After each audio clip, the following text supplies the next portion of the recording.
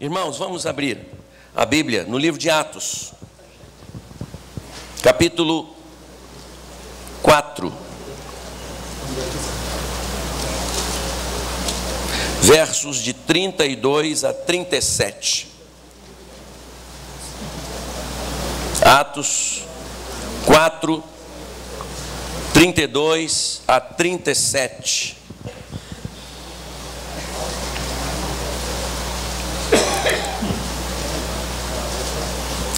Diz-nos assim a Bíblia, palavra do nosso Deus: a multidão dos que criam estava unida de coração e de propósito. Ninguém afirmava ser sua alguma coisa que possuísse, mas tudo era compartilhado por todos. E com grande poder os apóstolos davam testemunho da ressurreição do Senhor Jesus, e em todos havia imensa graça, pois não existia nenhum necessitado entre eles, porque todos os que possuíam terras ou casas, vendendo-as, traziam o valor do que vendiam e o depositavam aos pés dos apóstolos, e se repartia a qualquer um que tivesse necessidade. Então José, a quem os apóstolos chamavam Barnabé, que quer dizer filho de consolação, levita natural de Chipre, possuindo um terreno, vendeu-o, trouxe o dinheiro e colocou-o aos pés dos apóstolos. Pai querido, louvado seja o teu nome. E agora suplicamos-te que pelo poder do teu Espírito Santo, tu fales ao nosso coração, de tal forma abençoada e poderosa, nossa vida seja mesmo tangida pelo Senhor e transformada pelo poder da tua palavra, revelada ao nosso coração pelo Espírito Santo. Em nome de Jesus. Amém, Senhor. Irmãos, os propósitos de Deus em Cristo na vida de pastores de um tempo esquisito.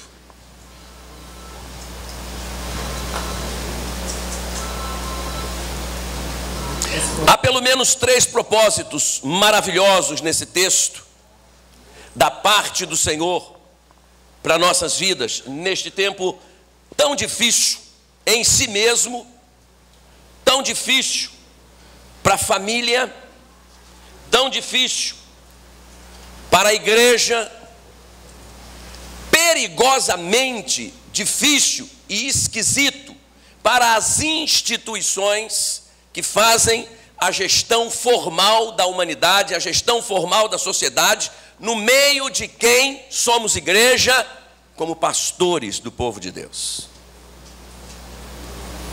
É um tempo por demais complicado no que se refere à realidade social, econômica, cultural, psicológica, emocional e, marcadamente, espiritual. Queridos colegas, o quanto nos é bom voltarmos aqui é indiscutível. Quanto nos é bom revermos-nos e vermos tantos que estivemos no ano passado. Alguns, como os colegas que vieram aqui, já há tantos anos, vivendo essa experiência maravilhosa com Deus, de ser ministro da palavra, ser pastor de ovelhas, ser líder do povo de Deus e de um povo histórico, como é o povo batista.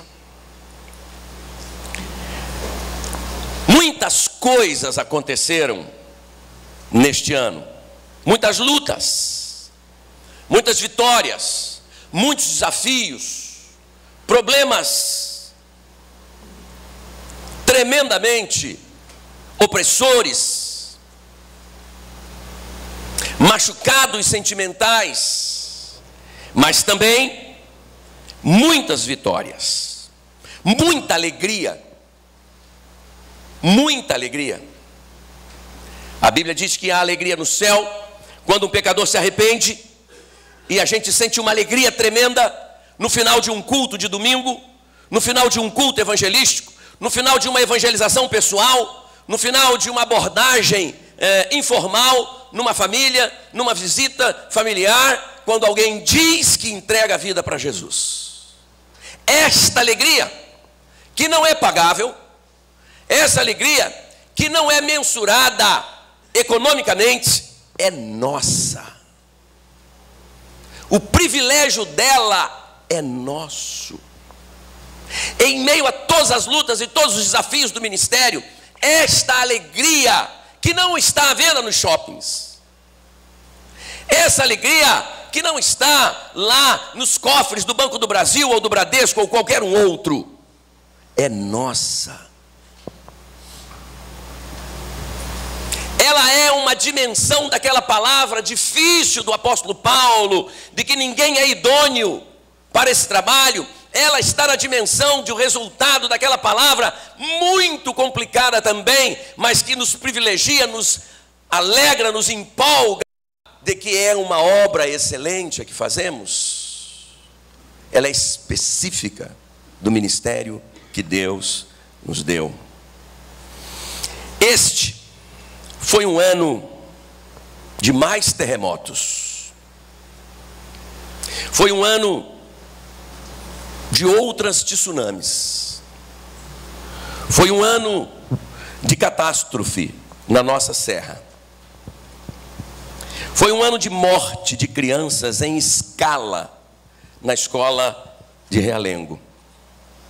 Foi um ano de aumento do crime, aumento do uso de drogas, aumento da imoralidade, aumento da mentira, aumento da violência e sofisticação nas crises familiares.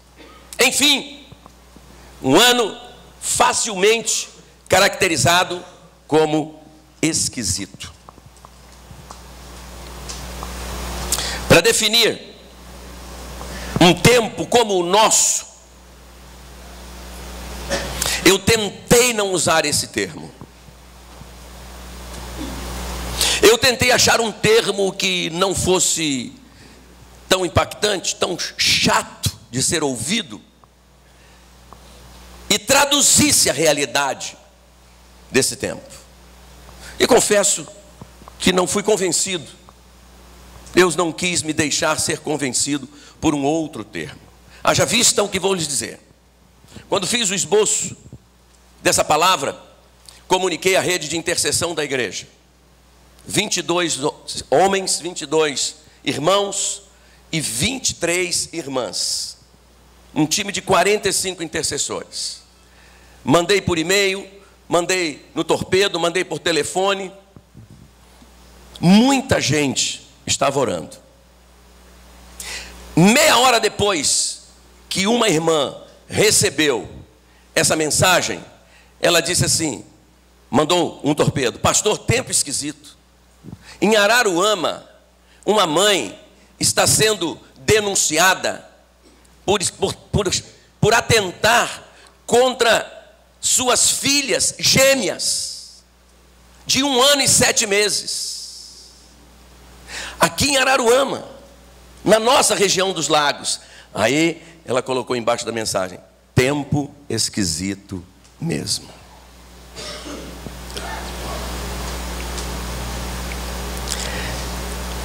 Esse tempo poderia ser outro.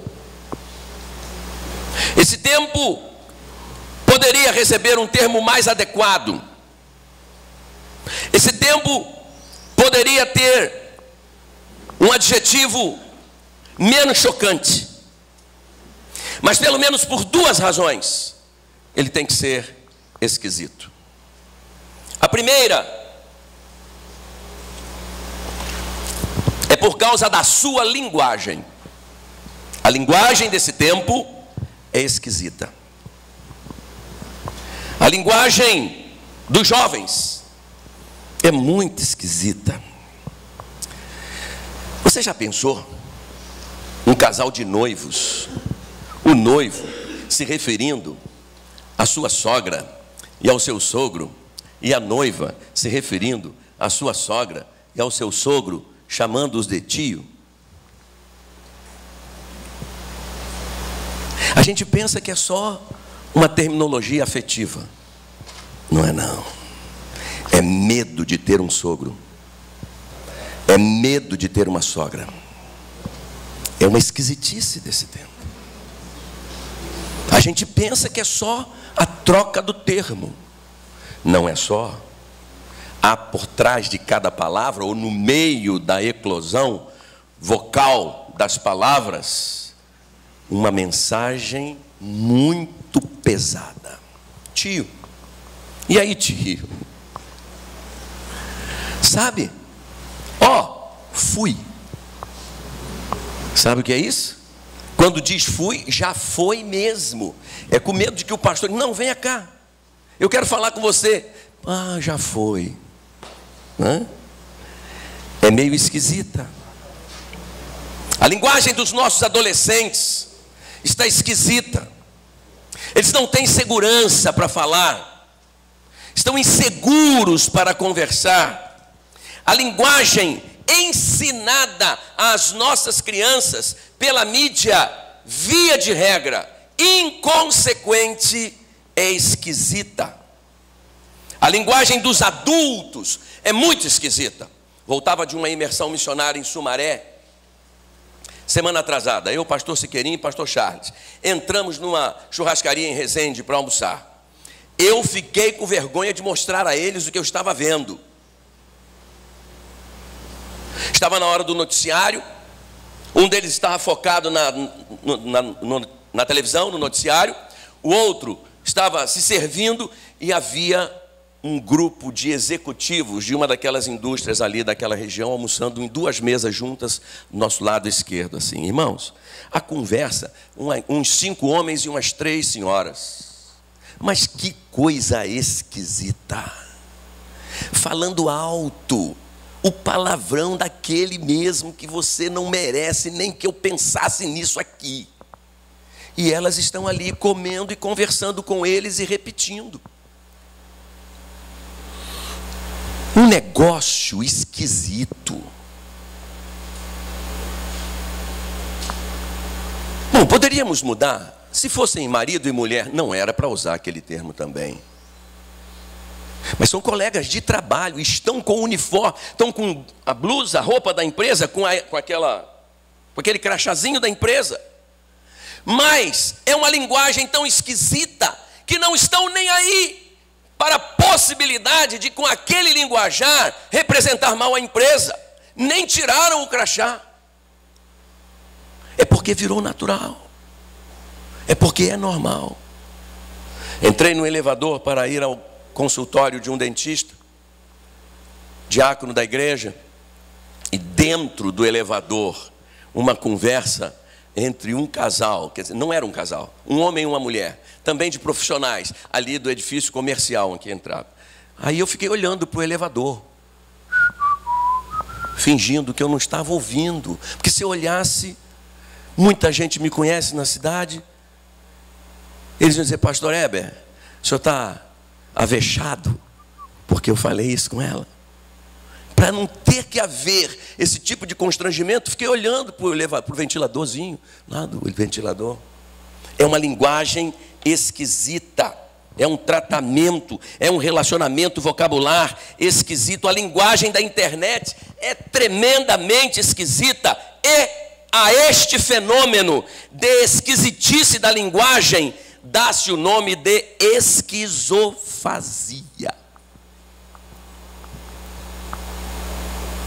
cujo radical é o mesmo de esquisito.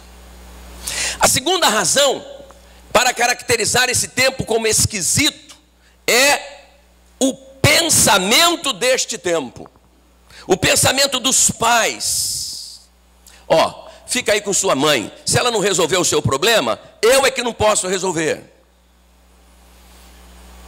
Pensamento dos maridos, se vire aí com teu filho. Pensamento das mulheres, é assim, vou fazer a mesma coisa com você e você vai ver se é bom. O pensamento pensamento dos filhos. Olha, se vocês ficarem igual dois malucos aí brigando, eu já fui, tá bom? Tchau para vocês. O pensamento das autoridades. É isso mesmo, não tem conversa. O pensamento dos políticos.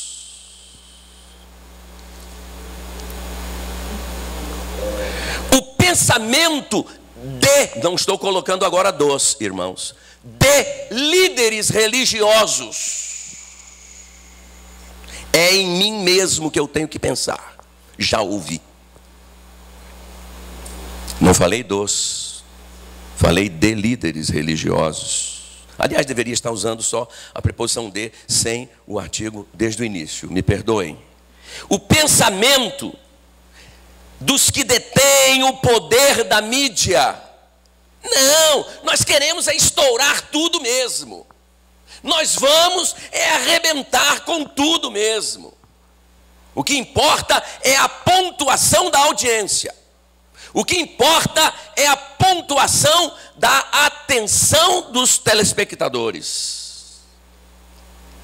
O pensamento dos senhores que pagam seus empregados só na justiça. E o pensamento dos empregados que dizem sobre os seus senhores: olha, não estou aí, nem aí para a empresa. A considerar que, via de regra, um pensamento traduz um ou vários sentimentos, ou uma ou várias emoções, podemos afirmar que a este fenômeno de esquisitice do pensamento, que traduz sentimento, que traduz emoções, dá-se o nome de esquizofrenia. E o radical é o mesmo de esquisito. É, pois, um tempo de fato esquisito. Deixemos o tempo. Voltemos ao texto. O texto nos diz que a figura simbólica deste contexto bíblico, a figura emblemática é Barnabé, versos de 36 e 37. Então José, a quem os apóstolos chamavam Barnabé, que quer dizer filho da consolação, levita natural de Chipre, possuindo um terreno, vendeu-o, trouxe o dinheiro e colocou-o aos pés dos apóstolos. Barnabé é figura emblemática desse tempo em que, da multidão dos que criam, o sentimento era de união de corações e união de propósitos. Irmãos, não tenho dúvida alguma de que um dos propósitos de Deus em Cristo a ser revelado para mim e para você neste tempo de pastoreio em tempo esquisito é: quanto menor for a distância das nossas emoções, quanto menor for a distância dos nossos sentimentos, quanto menor for a distância do nosso diálogo, mais adequadamente estaremos nos equipando para pastorear nesse tempo esquisito. Não tenho dúvida alguma, e por isso louvo a Deus pelo propósito do retiro, de que quanto mais estivermos definindo a vida ministerial, o convívio com o rebanho que o Senhor nos permitiu estar cuidando para Ele, a necessidade de pregar para esse rebanho toda semana e várias vezes ao longo da semana, alguns obreiros com mais de 30 anos, pregando no mesmo púlpito. Você está há quantos anos em Nova Iguaçu, pastor? 34 anos pregando no mesmo púlpito. Tem gente que chegou, que quando ele chegou lá, estava lá e está lá até hoje, ouvindo as mensagens, aferindo tudo, analisando tudo. Irmãos, nós temos uma responsabilidade muito grande. O propósito que Deus tem com a obra dele está confiado a mim e a você. E o tempo é esquisito. Então, se houver aproximação de sentimento, de emoção e de propósito, nós estaremos nos ajudando tremendamente. estaremos nos abençoando tremendamente, estaremos nos servindo tremendamente, e Barnabé é emblemático nesse momento, Barnabé é simbólico nessa realidade, ali na igreja de Atos dos Apóstolos. Barnabé era um líder helenista, primo de João Marcos. Em Atos 11, 24, lemos que Barnabé era homem bom, cheio do Espírito Santo e de fé. Barnabé canalizou todas as suas virtudes para abençoar vidas. Barnabé estreitou a distância entre os apóstolos e o apóstolo Paulo. Barnabé se expôs para que os apóstolos judeus não ficassem tão arredios com Paulo. E Paulo, que era Saulo, que os perseguia, que tentava torturá-los, e se pudesse mandar matá-los, não ficasse tão preocupado em como viver com essa gente, que até ontem eu perseguia. Barnabé entra no meio deles, irmãos.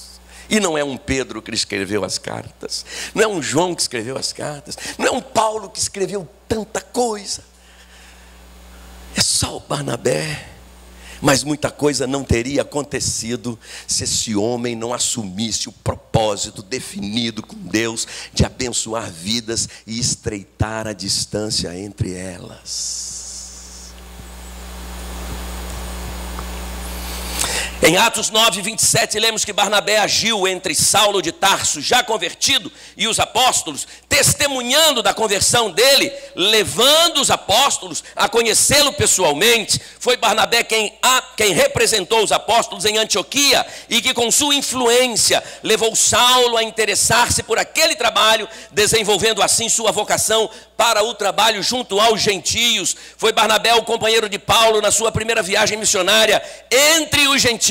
Até então, Paulo era tido e visto como o protegido de Barnabé, mas depois daquela viagem, a partir daí, projetou-se como um grande líder. Barnabé não tinha medo da prosperidade de Paulo. Ao contrário, Adonias, eu não sei se eu tenho feito isso contigo, moço, Cezão, meu irmão, não sei se eu tenho feito isso com você, Augusto, não sei se eu tenho feito isso com você, P7, Luizinho, nós somos tão parceiros, mas eu não sei se eu tenho feito isso com você. Neemias, no dia que você pregou na minha igreja de manhã, foi uma bênção, você tem parentes lá, que alegria, quando você foi embora, você não sabe como aquilo ficou um paraíso para a gente. Eu não sei se eu tenho feito isso com você, eu não sei se eu tenho me alegrado tanto com o seu sucesso, meu colega.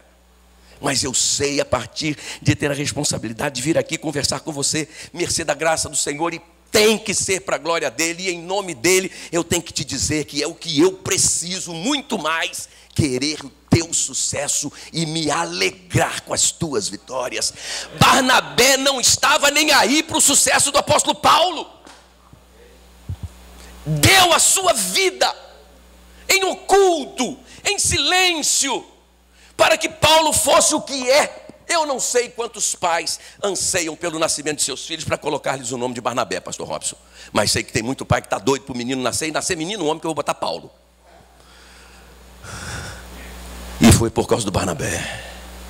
Quem Deus usou para viabilizar esse sucessaço do apóstolo Paulo foi um moço natural de Chipre, o querido Barnabé. Foi Barnabé quem sustentou e encorajou João Marcos, quando Paulo não o queria na viagem. E agora vai ficar um moço aqui sentindo-se discriminado, Levi. Marquinho, pastor Marcos, vai ficar um moço aqui emocionalmente abatido. E é príncipe de Deus, é príncipe do reino. E Paulo está nervoso, Paulo está preocupado, e João Marcos está fora. Vai nos dar mais trabalho do que abençoar. Corta, deleta. Foi Barnabé. Sem dizer para ele: ô rapaz, você não era ninguém, eu que te coloquei no meio dos apóstolos. Quieto. Deixa Paulo e João Marcos. fica um tempo aqui comigo. Barnabé sustentou e encorajou João Marcos, quando Paulo não o queria na viagem, fazendo de tal forma sábia com Paulo e com João Marcos, que mais tarde Paulo se refere a João Marcos de forma reverente e elogiosa, falando com seu filho na fé, Timóteo, segunda carta 4:11. Traz com você Marcos, pois ele me é muito útil ao ministério. É Paulo dizendo para Timóteo a respeito de João Marcos, mas quem Deus usou para que isso acontecesse, Paula Rosa, meu pastor, foi Barnabé. Tercinho, foi Barnabé. Silas Neves, foi Barnabé. No texto, vemos Barnabé vendendo as suas propriedades para abençoar a igreja de Jerusalém. Quem é esse pastor para o tempo esquisito? Quem é esse homem? Lembro-me que em 84 eu era seminarista. Preguei em Pádua, no Congresso dos Homens. Lembro-me que tinha que pregar sobre Neemias. Alguém pregou sobre Moisés. Alguém pregou sobre Abraão. Alguém pregou sobre outros homens da Bíblia, porque o tema do congresso era um homem de Deus em cada cidade. E o personagem bíblico sobre quem eu deveria pregar era Neemias. Irmãos, eu era um seminarista e pregando lá na primeira de Pádua para os homens do estado sobre Neemias, eu fiquei pensando, daqui a pouco sou eu. Daqui a pouco eu que serei o homem de Deus naquela cidade. Nós somos esses homens. Você é este homem, meu irmão. Meu colega pastor, nós somos este homem. Quem é esse pastor? Quem é esse homem? Quem é essa figura na história da igreja? A igreja de hoje. Recebemos o bastão de uma geração que está passando. Alguns ainda estão aqui conosco. Estamos recebendo alguns com os quais vamos deixar o bastão. Mas hoje é conosco esse negócio. É para nós esse desafio. É nosso.